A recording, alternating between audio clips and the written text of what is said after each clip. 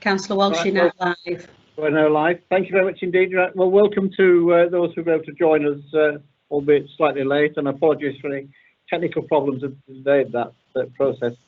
In order to expedite matters, we were just receiving a very brief verbal update on item 5, the COVID-19 plan. And I wonder if you could just do a 3-4 sentence summary of your comments, Simon, moving from where we were to where we are, where we plan to be. Yeah, thank you, Councillor.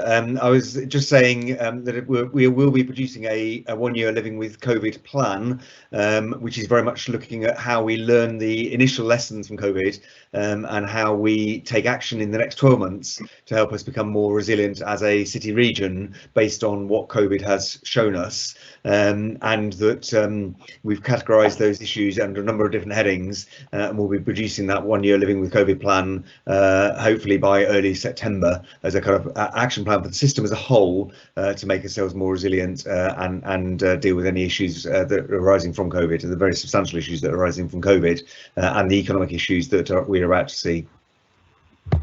Can you just confirm your earlier comment that effectively that is the bridge between the Greater Manchester strategy and the new strategy from the middle of next year? That's correct, yes, indeed. That's the benefit of members who've just joined us. Councillor Billington, you wanted to speak. Yes, thank you, Chair. I just wanted to say that this report is very, very light. It doesn't really go much into detail.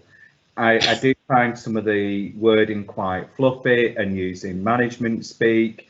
You know, talking about saying that we need to focus on inequalities and poverty, safe Greater Manchester and standards. Surely that should be an ongoing issue for Greater Manchester, rather than just coming up as a response to COVID.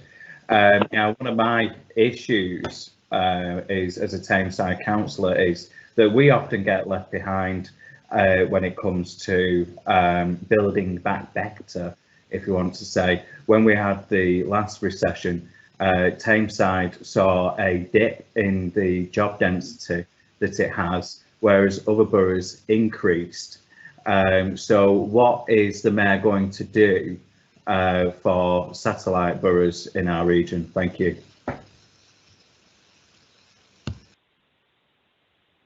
Simon, do you want to comment on that? Yeah, so thank you, Councillor Billington. I mean, the issues of inequalities are absolutely ongoing issues, and the Greater Manchester strategy refers to those and talks a lot about those. This is really, and I understand what you're saying about the wording in the plan, or the wording in the document. It was very much an update report to the Combined Authority about ongoing work, and there's a very substantial amount of work going on producing the actual 1-year living with COVID plan, and the language in that will be a lot more specific. And you're right, absolutely right, that about inequality being ongoing. What we're identifying here is that some inequalities have become far more exposed and far more obvious, and COVID has had a very differential impact on different parts of Greater Manchester communities, and we will have to think long and hard about that in terms of how we then respond and build on that. In terms of what the Mayor is going to do, I mean, obviously that's a question for the Mayor at one level, but the economic impacts of COVID, I think, are only just starting to be felt, and obviously the government published a very substantial package of measures yesterday. What we're looking to do is look at to the extent to which those will be delivered locally or centrally. We just don't know that yet, and once we understand that, and once we understand monitor the data around the impact on the economy, we will then be able to understand a lot more about how we need to respond to that. Thank you. Councillor Proctor. Yeah, thank you, Chair. Yeah, I think it's obviously an unprecedented thing we're dealing with here, and it does need a flexible response, which is pretty clear that's going to happen in the report. So that's pretty pleasing. My particular concern is obviously for the the groups of people who got, is this going to be a long-term issue? You know, talking about the older residents, disabled, and those with serious health conditions. It's pretty. We don't know what the outcomes are going to be, but we know that that group of people is going to be a long-term thing for. So the impact on, in terms of isolation and then subsequently mental health issues, I think is going to be significant. I think it's pretty clear that that is going to be the case. I think we need to flag up that there's going to be a demand on mental health services in the report. I think that needs to be long-term and budgeted for. So I just wanted to make that comment, really. Thank you. Yeah. You want to respond to that one, Simon, in any way? Yeah, I mean, just to say, yeah, I absolutely recognise that, Councillor Proctor, and mental health is specifically referenced in the report, and I know from the work that we're doing at the moment in thinking about the development of the plan itself, mental health has become one of the major issues that we are focusing on. So absolutely, we'll pick up that point in the main report. Yeah. Thank you. Yeah. There will be other things that crop up as well, which we don't even foresee at the moment, I'm pretty sure. Typically referenced in the report, and I know from the work that Can I just say, I've got visual now the development of the plan itself on a delay. has become one of Yeah, but I've got visual, but there's a delay on it. Right. Well, can you turn off your microphone when you're not speaking, please, so we don't get feedback on that? I can't. Thank you. Do members want to note this report and receive an update at our next meeting as matters progress? Presumably, Simon, this will be a living document and therefore updated on a regular basis. Agree. Yeah. Can I just clarify? Yes, Fred. Yeah. Councillor Walker. We are dealing. We're dealing with the homeless separately, are we? Yes, we are. Yeah. No, that's fine. That's okay. We're dealing with this one because Yes. Simon wants to go. Simon needs to be away for other matters. Yeah. So I brought that one forward for that reason. Fine. Thank We'll you. deal with the homeless strategy. We'll go back to the formal agenda. Okay, thank you. We'll go back then to item 1, which apologies for absence. And I understand we've got apologies from Councillor Shilton Godwin, Jarlath Mobbs and Charles Gibson. Those going to be apologies? Thank you. I have no urgent business, but although they're not here, I ought to welcome, formally announce that Councillor Jill Loversey from Manchester and Paul Cropper from Bury are now members of this scrutiny committee. Item 3, declaration of interest. Any members, any declaration which are not formally declared on the return? Which I've got to remind you, if you've not completed your formal declaration, could you do so and let the office have it as a matter of urgency? I have a declaration of interest, Chair. I work for Manchester City Council Homeless Service. Thank you. You note that one? That was Councillor August. That was Councillor August, indeed. Yes. No further declarations? Fine. Item 4, minutes of the meeting held on the 11th of June. These were circulated in the bundle. Members happy they're a correct record?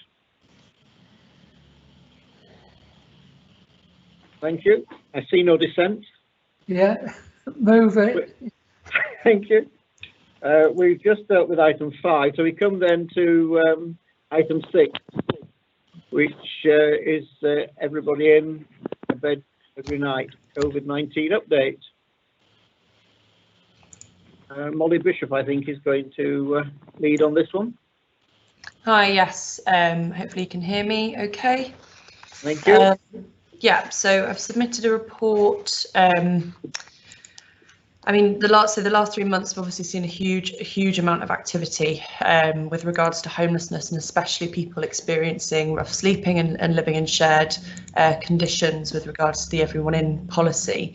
I've captured some of that in the report, although it's not a full kind of rundown of everything that's happened. So welcome to take questions and respond to any queries that councillors might have. As a general overview, the last 3 months we have been pursuing collectively across Greater Manchester a supported process whereby we ensure that we fulfil the government everyone in policy. This has been substantially helped by the fact that preceding the policy, Greater Manchester had already undertaken a process of a bed every night and working towards accommodating everybody, no matter what their statutory duty is, if they're rough sleeping. So we were certainly in a stronger position for that. However, we had to go through a decant situation of people in shared living and emergency accommodation settings. As you'll know from your own boroughs, a vast amount. Sorry, I'm just getting feedback. Can everyone go on mute? Thank you. As you'll know, in your own boroughs, a vast array of different kinds of accommodation was stood up and different strategies used to ensure that there was move on from accommodation where possible before lockdown came into full effect. In addition to that, we worked collaboratively across Greater Manchester to provide hotel space that could be used by any borough, and that was managed centrally by Manchester and GMCA team collaboratively. Throughout this crisis, we've worked kind of hand in hand more closely than ever with the Directors of Public Health and our colleagues at the Health and Social Care Partnership to often interpret government guidance and make best sense of it and make sure that what we're doing is right and it provides the right updates and the right messaging for teams on the ground that desperately needed it throughout this period. We've moved on quite considerably in terms of the initial emergency response into additional COVID accommodation. There's been a process of move on from that accommodation as we go through lifting lockdown conditions and government focus around everyone in shifts slightly to try and find more sustainable positions as it should rightly. So we've now decanted, it's not the right phrase, we've moved people on from a series of hotels that had to shut down because the funding that was sustaining them was non-sustainable. But everybody has received offers of accommodation, and that process has gone remarkably well. We haven't seen a return to the streets from large numbers of people, and it's been hugely supported by colleagues, commissioners and providers in substance misuse services. There's been a huge amount of harm reduction work through that process. At the moment then we have a situation where we've got over just under 600 people in ongoing COVID emergency accommodation, and we're working with government to make the best use of additional everyone in funding and the rough sleeper accommodation funding that was announced a couple of weeks ago to make sure that we can provide temporary and settled accommodation for those people, and critically that we also include within that work the people that continue to rough sleep, because they absolutely also need these services as well. There's been, as you can imagine, a huge amount of work reprofiling over the last few months to make sure that we can spend our resources wisely and get the help to people that need it on the ground. And I think just a sort of a general comment from myself that we've seen an unprecedented amount of collaboration across the voluntary sector, community sector, councils, businesses.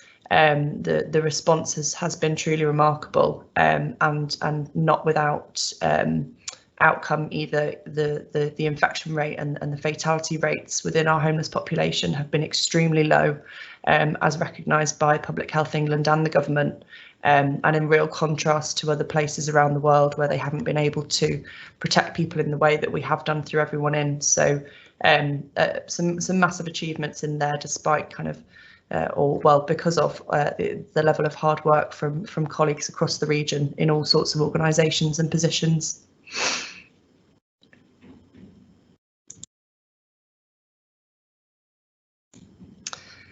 Councillor Walsh, I think you're on mute. There we go. Thank you for that. All right. My motor vote moved faster than my finger. Sorry about that. Thank you for that report. Any questions, comments, please?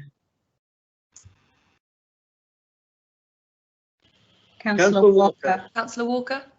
Yeah.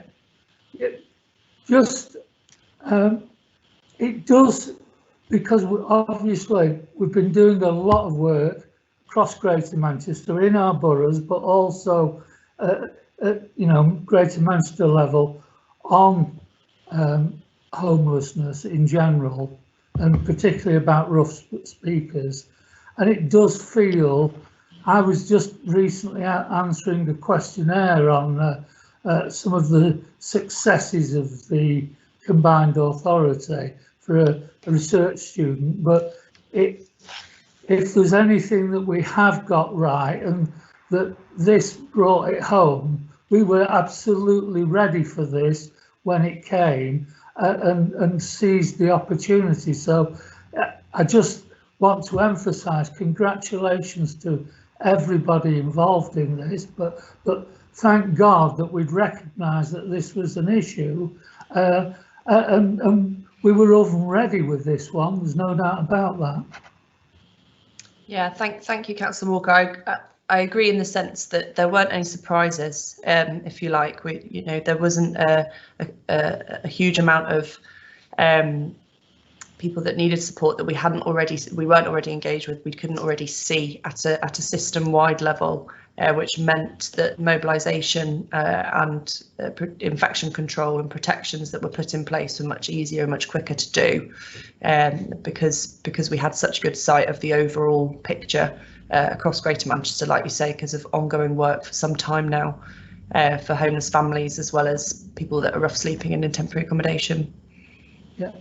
Can I just ask though, because if you remember, we had a presentation, I think it was about 12 months ago, from a homeless group, and they seemed to indicate that there was, sorry, I keep on using the word homeless. I mean, people who are, who are actually rough sleeping, and bed hopping, and it seemed to indicate that actually the numbers we had were only the tip of the iceberg. And it was difficult because it felt that they were right when we actually knew, if you go into the centre of Manchester, or Wigan for that matter, before COVID, you seem to see a lot more than the reported numbers. And I just wonder how much of that, was, I'm trying to find the right words for it, but yeah, that hidden homeless group or rough sleeping group, how many of those are still out there not really being protected by what we've been managing to do?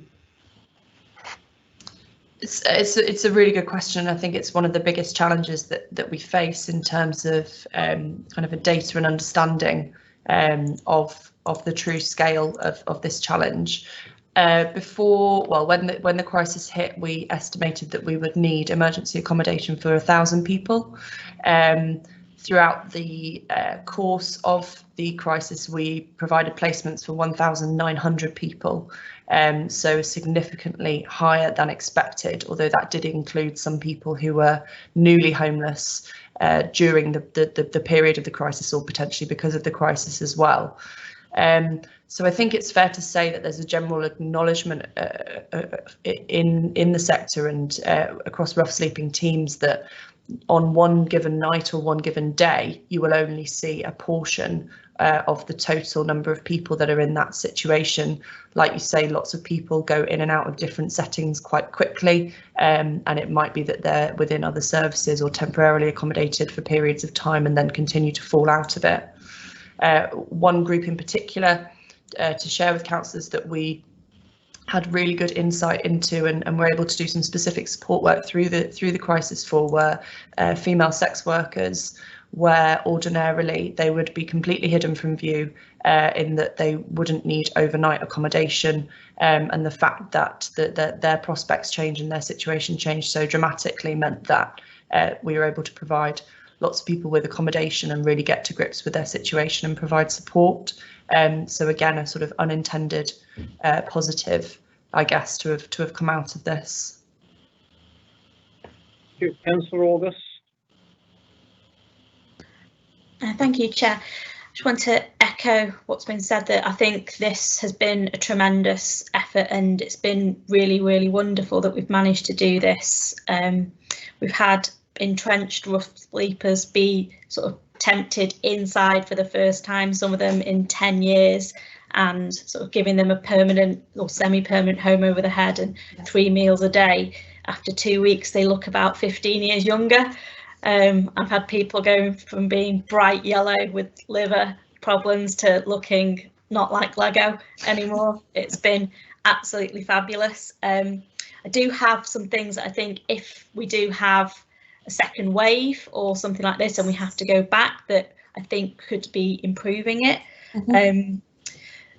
I've worked in one of the hotels that was sort of highest need, highest dependency, and if we'd had things like mental health workers there more available, in higher availability, it would have been better. Ours arrived once a week at a certain time. That time was when everyone was still asleep. Drugs workers, and we've also, since we've moved over from being funded by GMCA to being funded by MCC, St John's Ambulance doesn't visit us anymore. So we have people with wounds and things like that that need cleaning, and they're not able to do it, and the infections is coming back. Another thing is, as part of the move on, we have had people who we would say are high risk be moved to places with shared bathrooms, which we were told shouldn't happen. And again, if they're high risk, we just feel like they should have the opportunity to isolate if they still wish to. And they were quite concerned that that's where they were going to, but they didn't have a choice. That was their offer.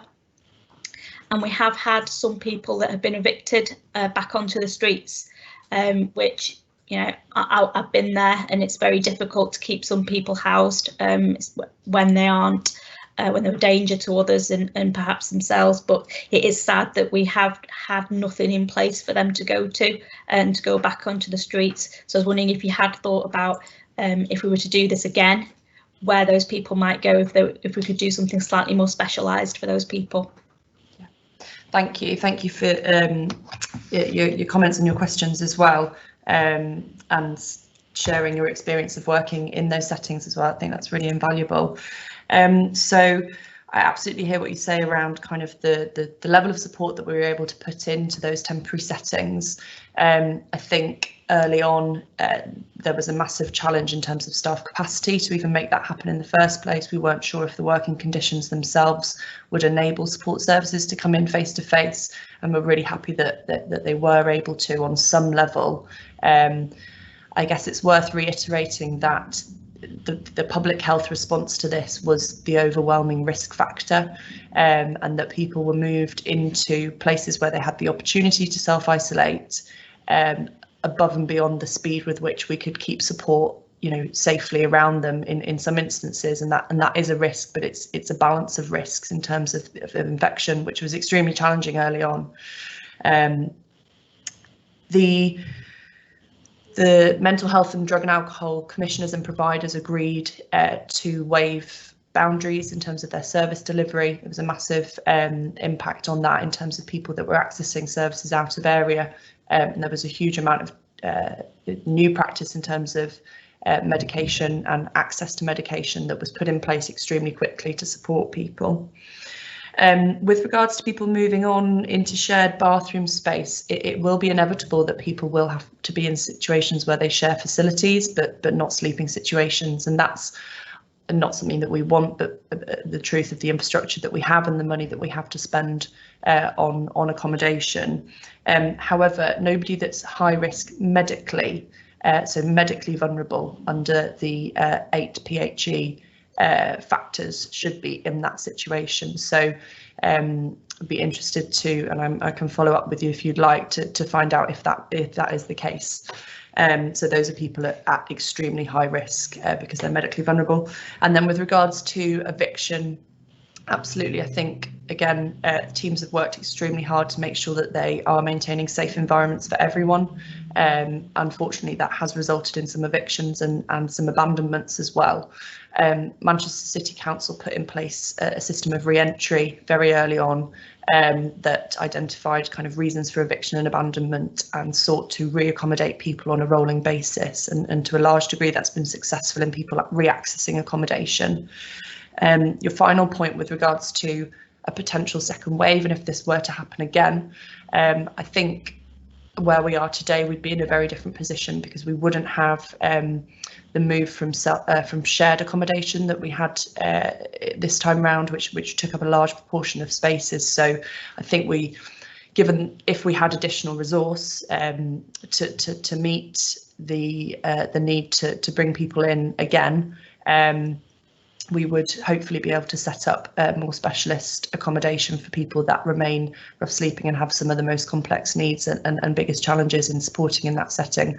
But I think, as Greater Manchester has already agreed and accepted, we will work to do that now anyway. We'll work to do that in normal time as well as in crisis, and that's what's important. So hopefully it won't come quickly.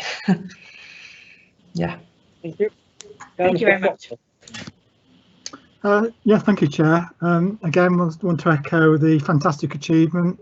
Great effort from everybody to achieve what has been done so far. You know, local authorities, housing providers, and others. It's been a great effort and a great achievement. We do have the underlying problem, though, of the lack of social housing across Greater Manchester, as most parts of the country. And I think this will come under more and more strain as we hit the oncoming recession. So the demand for social housing will be even greater. So, you know, to achieve what we've done and to move forward, it's going to be incredibly hard. It's disappointing that the Chancellor didn't offer any new money for social housing yesterday to provide new buildings. So that's going to hinder us. Do you think this is going to effectively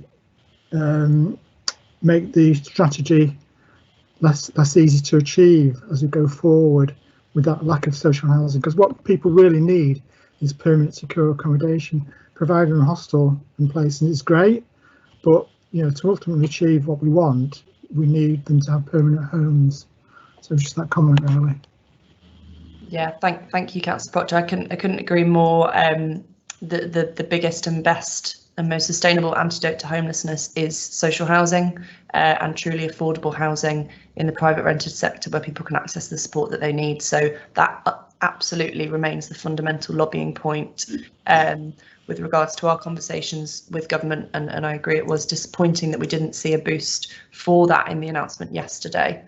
Having said that, what we have access to from government is a rough sleeper accommodation fund, which is looking at settled accommodation, so recognising the need for settled and permanent accommodation, and we're pleased to see that that's come with some revenue support funding as well, so not just capital funding.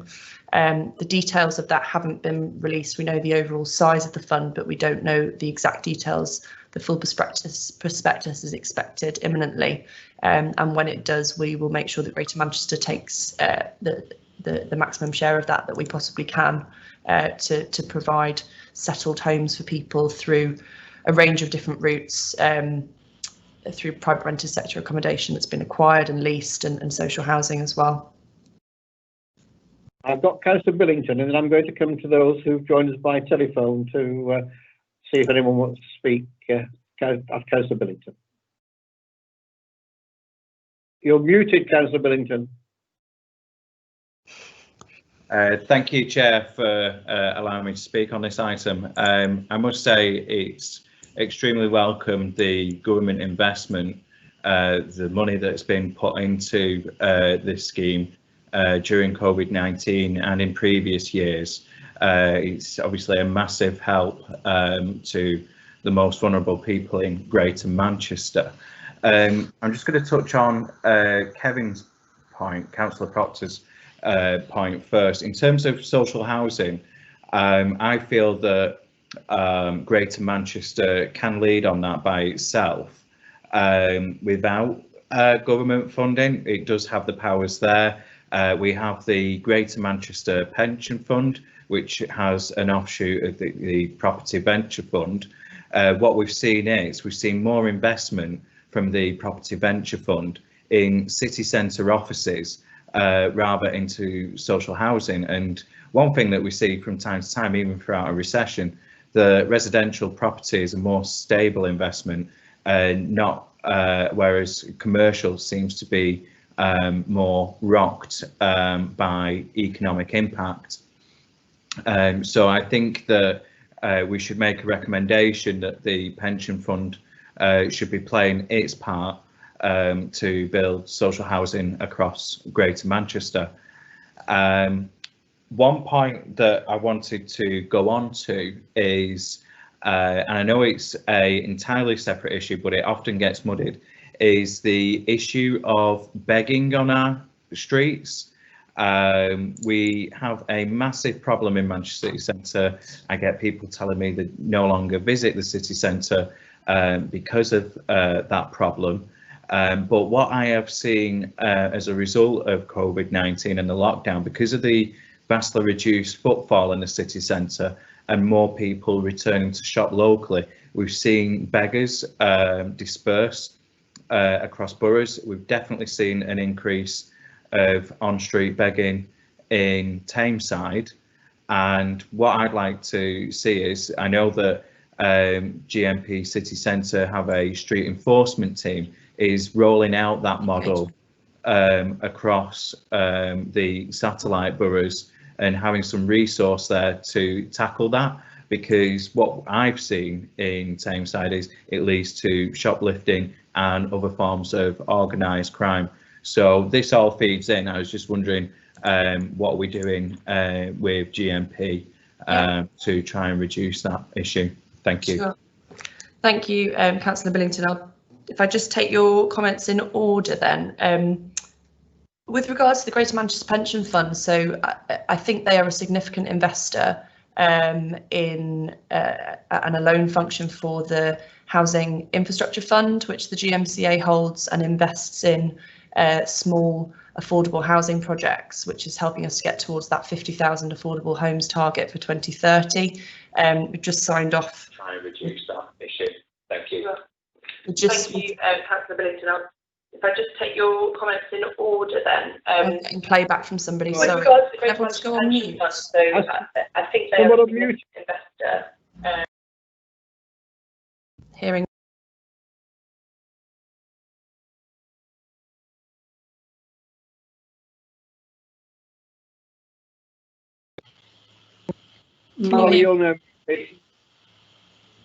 Can you hear me? Yes. I can hear you now. Thank you. Sorry, I don't know what happened there. So yes, so the Greater Manchester Pension Fund invests in or is an investment partner of the Housing Investment Fund, which does invest in affordable projects across the region and is signed off by portfolio holder Mayor Paul Dennett on a monthly basis. I think also that fund is, we're just finalising some significant investments into homelessness settled accommodation with other social investor funds. I don't know if I can release the details on that just yet, but I can happily get you the details on that after this meeting, Councillor. And with regards to begging, you're right that inevitably, because of lockdown and government advice, we've seen far less people on the streets in the recent weeks and months.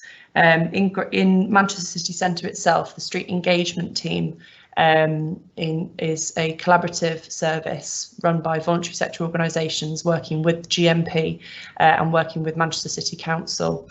As of April, Manchester City Council started to fund that fully, following a pilot through GMCA funding, and GMP invests in it also. I think some of there's been a real kind of push with regards to shops reopening to target the public in terms of public messaging around begging. Often the public can be the most important actors in this and how they respond to people. So there's been messaging to get people to donate to the big change should they want to support people that are street sleeping.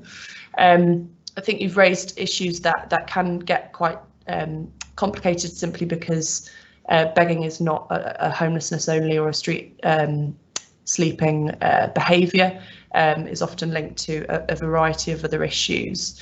And I think the evidence shows that the only way of dealing with that effectively is through a supportive means, providing people with other options, which is exactly what the street engagement team is there to do.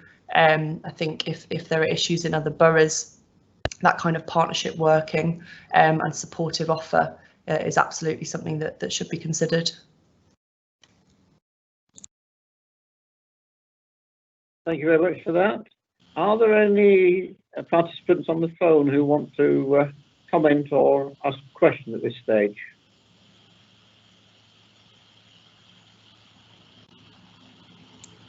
I take silence as being a no at this stage. So I'm going to come to Councillor August, who's got comment, I think.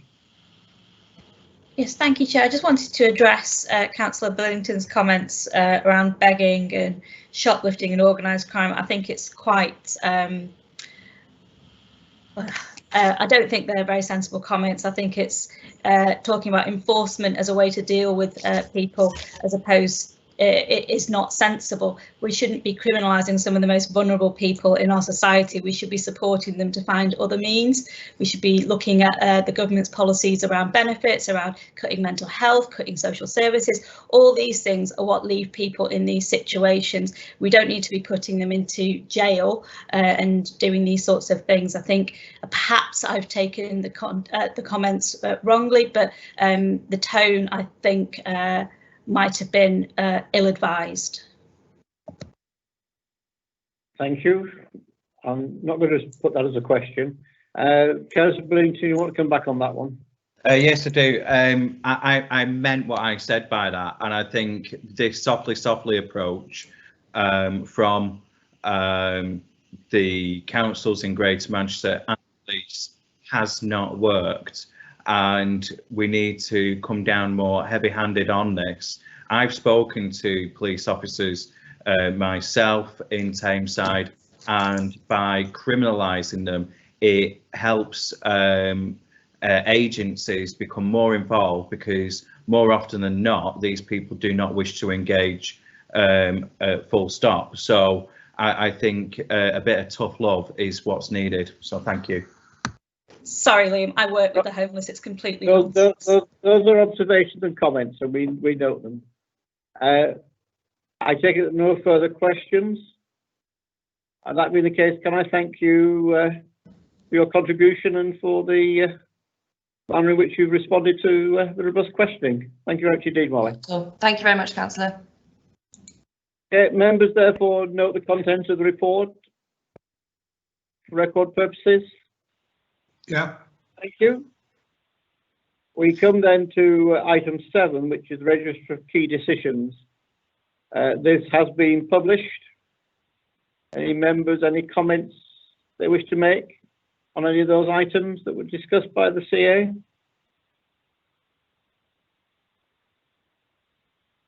Thank you. Item 8, therefore, final item, is the date and time of the next meeting.